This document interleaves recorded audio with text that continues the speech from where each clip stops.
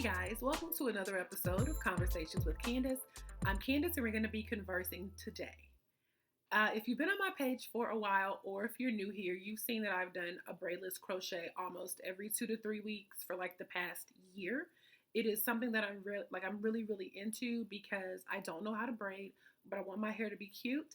And I found a way on YouTube to do my hair and try different hair in the process. So I did a braidless crochet video and it was quite popular, and I will link that one here. But that one's also a year and a half-ish old. So I wanted to do an updated version of the walkthrough so you can see exactly how I do my hair. This is also for my friends who say, oh my God, I wish I could do that, and then they never do it because they think it's super hard. Well, here's your 2020 updated video of how to do braidless crochet. Now, by braidless, I don't mean plaits. I put plaits in my hair, but you can also twist it, like loose twists. You don't have to do cornrows, and that's what I mean. No cornrows. So let's get started. Starting off with clean, dry hair, section your hair in at least 4 pieces.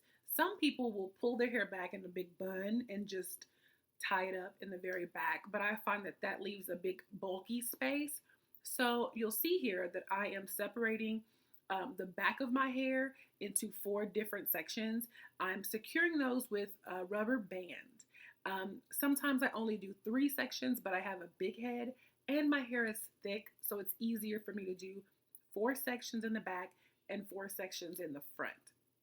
Then I just either twist or plait all the way down to the end. I do know how to plait, so I do that more times than not, but I've also just like twisted the actual strands until I got to the end. I put a rubber band on the end, but I leave a little bit of space because sometimes when I'm doing the crochet, I like to take the opportunity to trim my ends. I am kind of transitioning to natural, kind of not, but my ends sometimes get split, so I use this opportunity to cut some off of the ends.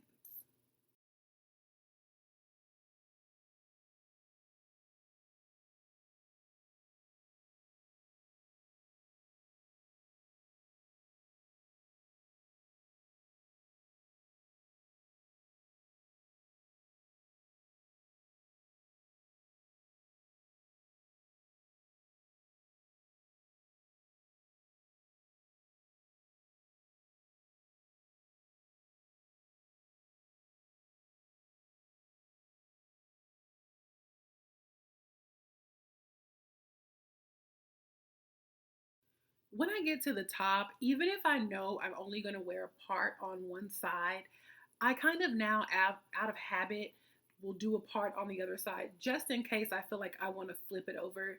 It's super easy to do, so I figure why not. But I always have my part on this side and wear my hair this way. And this is my right side. So my bang is always to the right side. Sometimes I will flip it and do the middle, but generally this is what I'm comfortable with. So this is where I make my part. I'd recommend, if you don't know where you want to have a part, just go ahead and do 2, one on one side and one on the other, or one in the middle and one on the side. I secure the front just like I do the back, and I also take the time to trim my ends here as well. Now, I don't trim my ends every time I do this style, but maybe like once every 3 months, I trim like a ½ inch to an inch off. That just helps me keep my hair as healthy as possible. And I know that split ends keep your hair from looking like it's growing, even though your hair will grow at the same pace. The end splitting will cause your hair to break off quicker and it will seem like it's not growing. Now, although you don't have to have a weaving cap, I would absolutely recommend wearing one. Number one, because this hair is synthetic, and if it's constantly rubbing up against your hair, it's going to cause your hair to break. But also, the weaving cap acts as another base for the crochet style to stay on better. It goes on tight. It's just easier, and you don't have to fill in as many sections, and your hair is not going to show as much underneath here if you do the cap as well. What I do is I put my cap on and then I push it back so it slides my edges back and keeps it like laid nicely.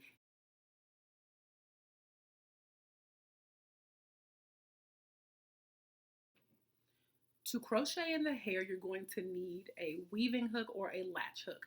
I use a latch hook. That's the one that I know how to use. That's what I found at my beauty supply store. It's very easy. You just open the hook and close it. It is so simple.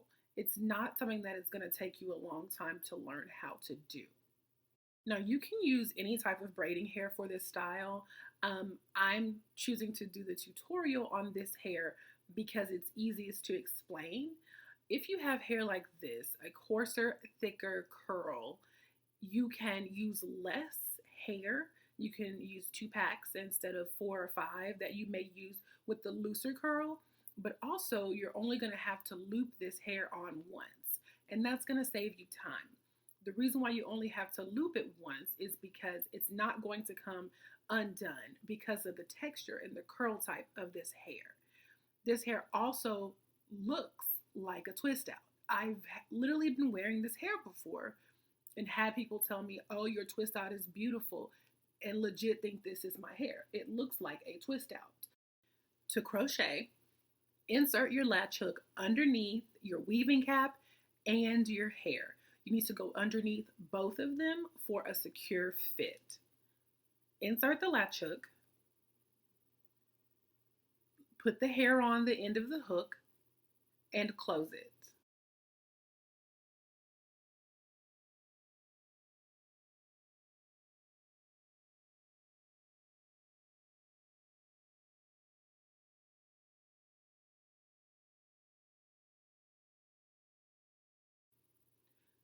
Pull it through halfway, take the hook off, and then loop the hair. It's as simple as that.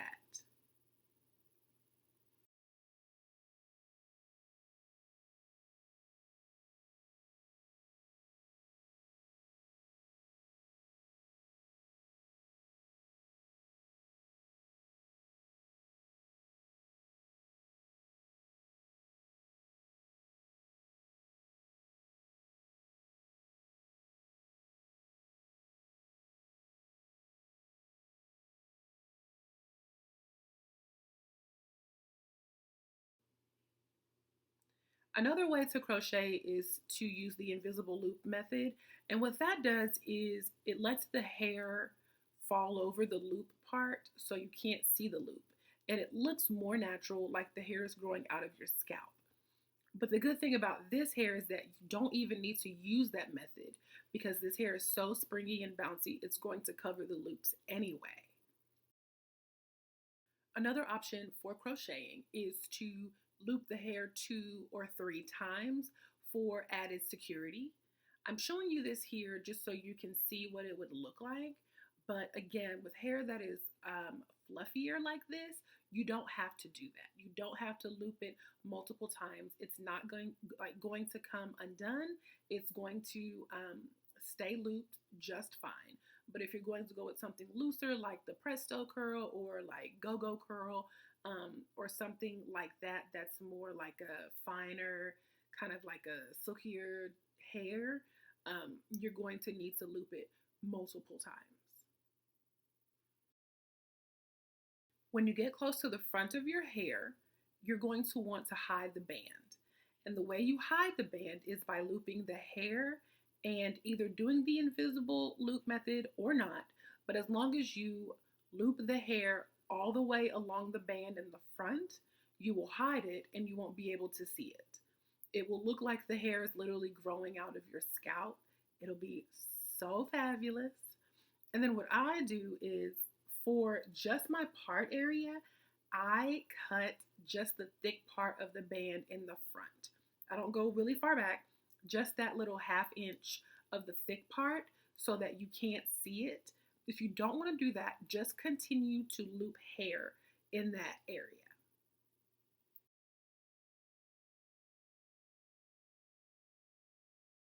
When you get to where you don't need to add any more hair, it's time to trim. Hair like this doesn't take much trimming, but I would just recommend angling your scissors down, framing your face, and trimming slowly. It's going to take more work if you have to add hair. You can always trim a little bit at a time, but if you cut too much, you're going to have to add some more hair. That can cause you to run out, or need to go buy more hair, and we don't want to do that. So be careful with the hair that's already in your head and just trim it a little bit at a time. I actually don't trim much the first day because I feel like once I go to sleep and I wake up, I'm probably going to have to trim just a little bit more.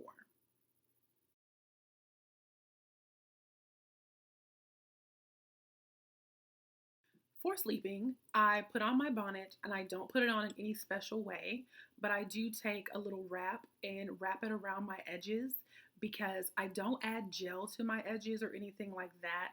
I do add a little bit of the curl mousse, but not very much. And so I like rely on that wrap just to hold down my edges so when I sleep, I don't mess them up. When you wake up in the morning, you may find that you have a little bit of frizz. So just take some time and separate the hair very gently. Any pieces that may be too long, you can trim them. And then you can add a little bit of curl mousse to define the curls a little bit better. This is a more coarse hair, so it is going to have some frizzing over time. So just pick up the pieces gently and trim off some of the frizzing, and that will prolong the life of the hair. Ultimately, you can wear this style 2 to 4 weeks, however long you want to go, without washing your hair. Honestly, you can use a spray bottle with vinegar for your scalp. Um, if you are um, feeling some itching or anything of that nature, you could be allergic to the hair. So I would recommend taking it out. But also, you could just need to wash your scalp. So leaving it as long as you feel you want to, as long as it looks good, and you're gonna be popping. For ringlet wand curl hair, I use about 2 packs of hair. I usually always have some left over, so I save it for the next time. With any looser curl, you're gonna have about 4 or 5 packs, and they can vary from $5.99 to $9.99 per pack. It can get expensive if you change your hair a lot, but if you're using this as a way to not have to manipulate your own hair so much, this is perfect. Braidless crochet is for you. If you have any questions about this style or any other style that I've done, just let me know. I'll try to link below some other styles that I've done in hair that I really, really like. But until next time, y'all have a good day.